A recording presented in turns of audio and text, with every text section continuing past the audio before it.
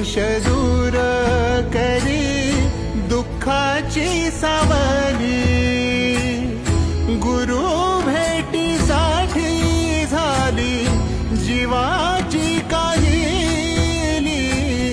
भक्त तुझा गुरुदेवा पुरता अटला, भेटला